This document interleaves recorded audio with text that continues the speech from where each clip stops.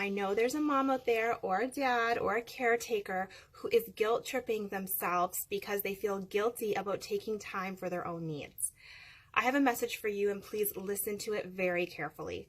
Every time you tend to your own needs, every time you take the time to do what you need to do for yourself, your child is benefiting. They are benefiting because you are doing what you need to do in order to show up more fully, more focused, more present. And that time that you are with them is a much higher quality than it would be if you were not tending to yourself. So I do not want you to feel not 1 ounce, not one bit of guilt for taking time to tend to your own needs. And I want you to remind yourself, you can play this over again if you need to and when you need to. Sometimes I need to as a mom.